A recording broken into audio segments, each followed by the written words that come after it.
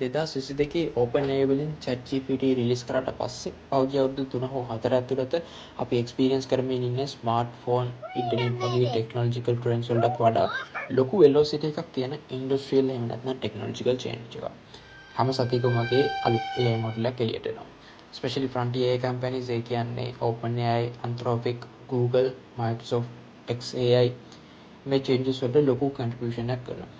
මේ හැම කම්පැනි එකක්ම කියන්නේ තමන්ගේ AI එක තමයි හොඳම AI එක කියලා.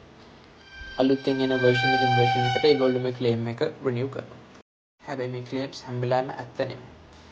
online benchmark comparisons කොච්චර තිබුණත් practical use එක ගොඩාක් variables වලට change වෙනවා. ඒක නිසා අපි මේ වීඩියෝ එකෙන් කතා වෙන්න හදන්නේ අපේ තියෙන various වැඩවලට most suitable හොඳම ගැලපෙන AI model එක තෝරගන්නේ කොහොමද කියලා.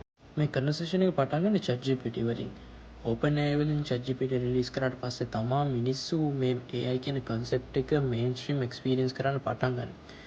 එදායි ChatGPT එකට ආපු drastic attention එක මේ වෙලෙදි තවත් සෑහෙන improve වෙලා තියෙනවා.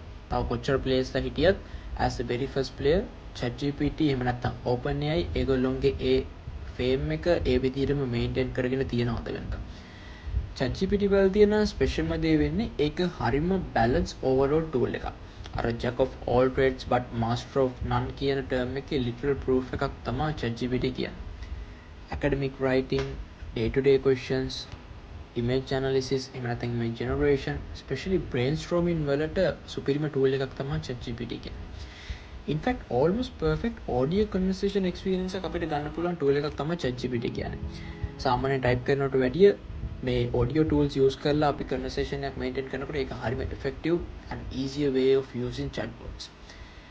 අපි chatbot වල එහෙම නැත්නම් මේ ChatGPT එකේ paid versions වලට යනකොට මේකේ තියෙන reasoning abilities එහෙම නැත්නම් logical thinking වගේ aspects උනත් සෑහෙන්න advance වෙනවා. ඒ වගේම recent changes එක්ක මේකේ memory management skills improve වෙලා තියෙනවා. ඒකෙන් අපිට හරිම specified එහෙම නැත්නම් අපේ life එකට ගොඩක් narrow down වෙච්ච decisions conversations maintain කරගෙන යන ability එක අපිට ChatGPT වලින් හම්බ වෙනවා. ඊළඟට අපිට හම්බ වෙනවා Anthropic ලගේ cloud. ChatGPT කියන්නේ හැමදේම දන්න කෙනෙක් නම් cloud කියන්නේ අපිට හම්බ වෙන reasoning specialist කෙනෙක්.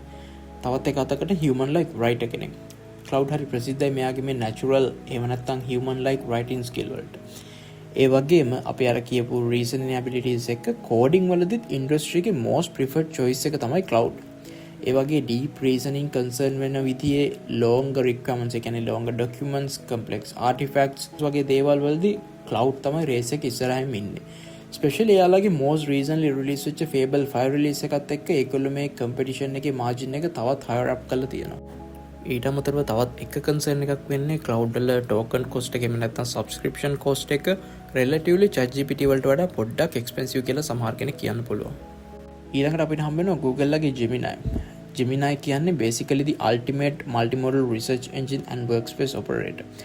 ChatGPT cloud වගේ models වල නැති live searching ability එක සහ Google mother company එකෙන් මේකට inherit වෙච්ච අපි දිනපතා පාවිච්චි කරන systems ඒ කියන්නේ Gmail, Google Docs වගේ systems වලට මේකේ තියෙන native connection එක නිසා අපි මේක ඒ විදිහට introduce කරනවා. ඒ වගේම අපි කලින් කතා කරපු models දෙකේම නැති video analyzing ability එක උනත් මේ Google Gemini ළගේ තියෙනවා. ඒ වගේම මේකේ image generation ability එක ChatGPT එකත් එක්ක කරට කර තරඟ කරන්න පුළුවන් තරම් capable. ඒ විදිහට ගත්තම Google Gemini කියන්නේ අපිට use කරන්න පුළුවන් හොඳ reliable tool එකක්. ඊළඟට අපිට හම්බෙන්නේ Grok AI. Grok AI වල තියෙන ස්පෙෂල්ම දේ වෙන්නේ මේකේ X data stream එකත් එක්ක තියෙන connection එක. එහෙම නැත්නම් මේකත් එක්ක Twitter එකට තියෙන connection එක. මේ connection එක base කරගෙන Twitter එකේ එහෙම නැත්නම් X වල තියෙන post සහ ඒ data use කරලා අපිට මේකෙන් ගොඩක් global trends analyze කරන්න වගේ use cases වලට පාවිච්චි කරන්න පුළුවන්. අන්න ඒ purpose එකට එද්දි තියෙන ගොඩක්ම reliable සහ fastestම tool එක තමයි Grok AI කියන්නේ. ඒ විදිහට අපි AI models වල තියෙන best abilities consider කරලා compare කරොත් ChatGPT කියන්නේ everyday journalist කෙනෙක්. Cloud කියන්නේ smart researcher කෙනෙක්. Gemini කියන්නේ multi-modal powerhouse එකක්.